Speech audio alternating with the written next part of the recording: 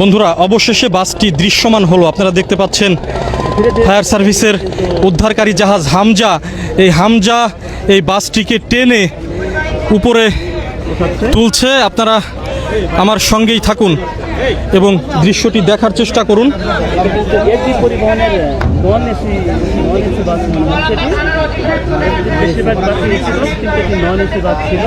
বন্ধুরা বাসটি সোজাসুজিভাবে টেনে তুলছে ফায়ার বিআরডব্লিউটি এর উদ্ধারকারী জাহাজ হামজা বাসটি টেনে তুলছে এবং বাসটি এরই মধ্যে দৃশ্যমান হয়েছে। আপনারা দেখতে পাচ্ছেন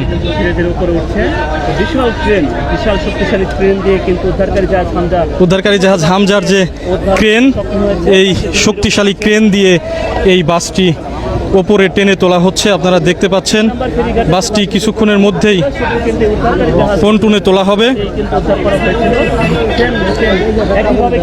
বাসটি সকাল 9:25 এই দৌলতদিয়া 7 নম্বর ফেরিঘাটে এখানে এসে এবং সরাসরি বাসটি নদীতে ডুবে যায়। বাসটি টেনে তোলা হচ্ছে। বাসটি এর মধ্যে কিন্তু দৃশ্যমান হয়ে গেছে। আপনারা দেখতে পাচ্ছেন এসবি সুপার ডিলাক্সের এই বাসটি।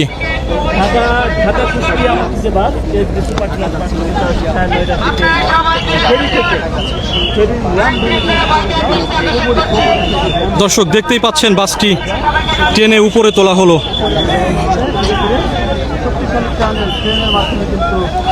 বিআরডব্লিউটি এর উদ্ধারকারী জাহাজ হামজা বাসটিকে টেনে উপরে তুললো। এখন বাসের মধ্যে কি কেউ আছে কিনা সেই বিষয়টি ডুবুরি দলের সদস্যরা দেখবে, আমরাও দেখার অপেক্ষায় আছি।